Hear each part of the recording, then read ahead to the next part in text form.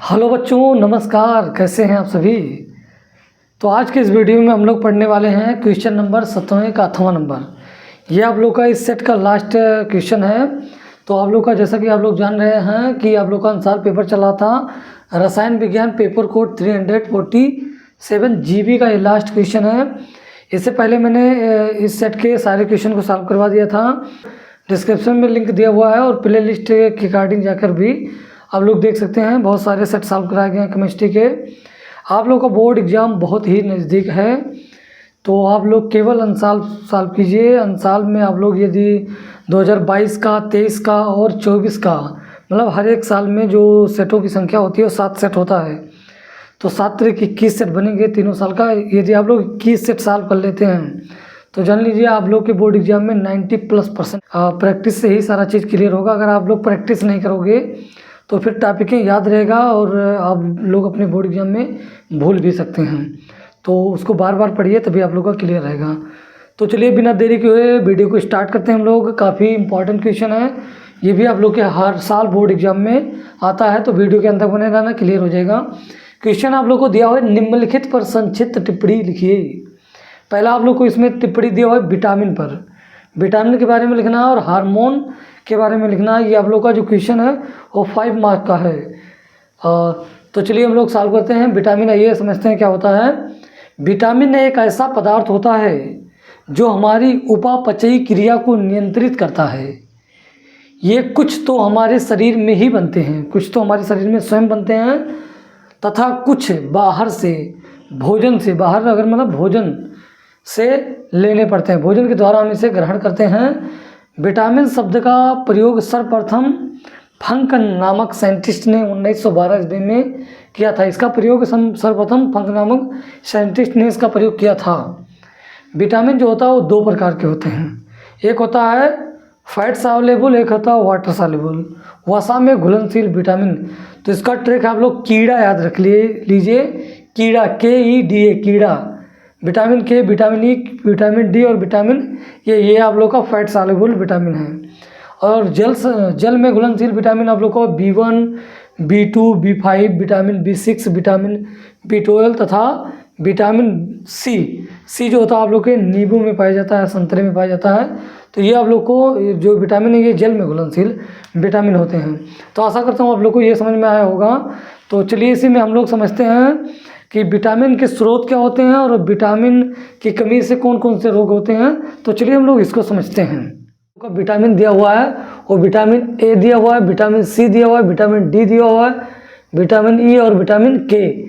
इन सभी का स्रोत बताना है कि ये कहाँ से मिलते हैं और इसकी कमी से क्या रोग होते हैं। इन्हीं 5 के बारे में बताना है और आप लोग को सब टोटल मिला के 5 मार्क मिलने वाला है, मतलब 5 नंबर का एक क्वेश्चन है। तो चलिए सॉल्व करते हैं क्वेश्चन को।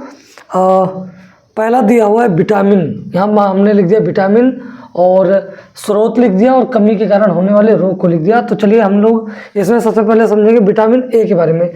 विटामिन जो ए होता है वो 2 टाइप्स का होता है, vitamin A1 and vitamin A2। मैं लिख दिया हूँ यहाँ।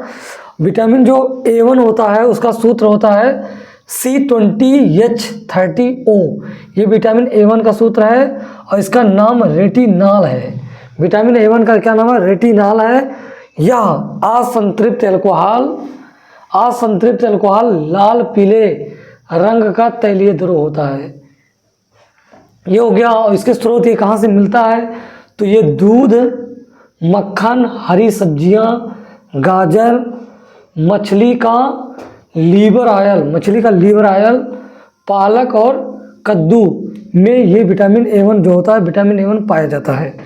और विटामिन A1 के कमी से जो रोग होता है, पहला नंबर है इसमें रतौंधी हो जाता है, नाइट ब्लाइंडनेस, रात में कम दिखाई देता है। और दूसरा दिया हुआ है प्रतिरोधकता क्षमता घट जाती है, मतलब रोगों से लड़ने की जो क्षमता होती है आदमी की वो क्या होती है? घट जाती। अगला दिया हुआ है जीरोफ्लेथमिया, नेत्र रोग हो जाता है, यह आँख का रोग होता है। तो ये रोग इसमें हो जाता है विटामिन A1 की कमी से। अगला दिया हुआ है आँख व त्वचा संबंधी अन्य बीमारियां हो जाती हैं, आँख व त्वचा संबंधी इसमें बीमारियां हो जाती हैं विटामिन A1 की कमी से।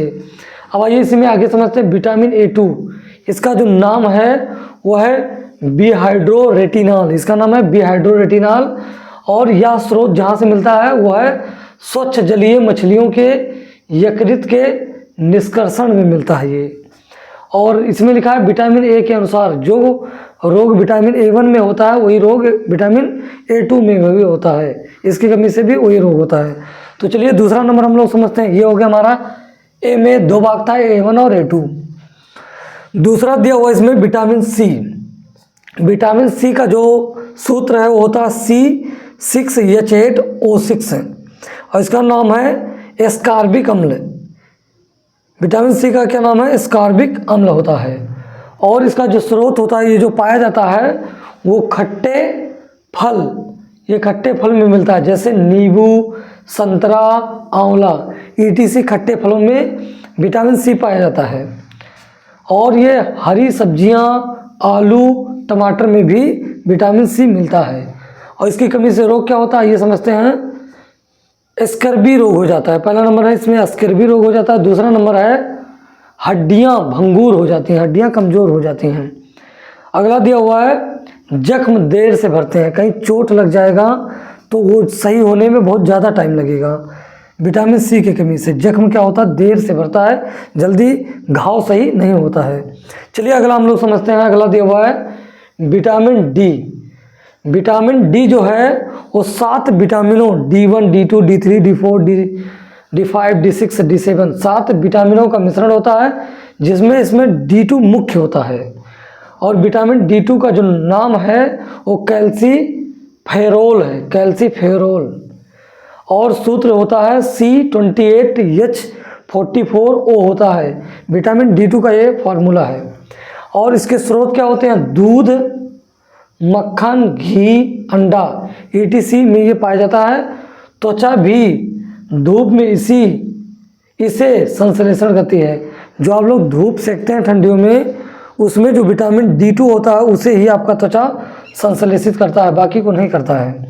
और इससे रोग क्या होता है? रिकेट्स रोग हो जाता है, सूखा रोग हो जाता है। इससे रिकेट्स रोग हो जाता है।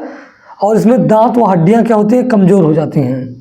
विटामिन डी की कमी से दांत व हड्डियाँ क्या होती हैं? कमज़ोर हो जाती है। इसलिए हमको क्या करना चाहिए? सुबह विटामिन मतलब धूप में बैठना चाहिए ताकि हम लोग को विटामिन डी मिल सके। अगला दिया हुआ है विटामिन डी हो गया। अगला है विटामिन ई। विटामिन ई का जो नाम है वह है टोकोफेरोल। विटामिन ई का क्या नाम है? टोकोफेरोल नाम है। और इसका जो फार्मूला होता है C29H50O2 होता है। और इसके स्रोत क्या होते हैं? कहाँ मिलता है? तो गेहूं के अंकुर का तेल में मिलता है। और गेहूं को अंकुरित कर लेंगे तो उससे जो तेल निकालेंगे उसमें हमारा विटामिन ई मिलता है। और ये सूर्यमुखी के तेल में भी मिलता है। सूर्यमुखी का होता है पुष्प, उसमें भी मिलता है। अंडे में मिलता है और मांस में आप लोग का विटामिन ई मिलता है। अब इससे आइए समझते हैं रोग क्या होता है। विटामिन ई की कमी से जो रोग होता है वो बांध्यता होता है। स्टेरिलिटी नामक रोग हो जाता है।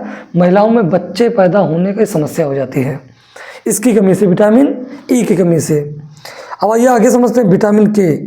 विटामिन के का नाम है फाइरोक्विनोन। इसका नाम है फाइरोक्विनोन और इसका फार्मूला होता है C31H46O2 होता है। विटामिन के का ये फार्मूला है। और विटामिन के का जो स्रोत होता है वो पत्तेदार गोभी होते हैं। यहाँ पर आप लोग लिख लेंगे पत्तेदार गोभी, पालक, गाजर और अल्फा ETC में ये पाया जाता है, विटामिन के पाया जाता है। और इसकी कमी से जो रोग होता है वो रक्त के थक्के बनने में अधिक समय लगता है, मतलब ब्लड का क्लोटिंग होने में ज़्यादा समय लगता है। किसी का हाथ पैर या कहीं कट जाता है, इसके लग जाता है तो ब्लड बहने लगता है, तो ब्लड मतलब बंद नहीं होता है। अगर आप लोगों को विटामिन के की कमी है तो ब्लड बहना जल्दी रुकता नहीं है, मतलब ब्लड का थक्का नहीं बन पाता है, इसीलिए ब्लड बहना रुकता नहीं है। तो आशा करता हूँ आप लोगों को जितना बताया गया वो समझ में आया होगा। आप लोग इसका स्क्रीनशॉट ले लीजिए, बहुत ही इंपॉर्टेंट है, आप लोग के बोर्ड एग्जाम में हर साल आता है।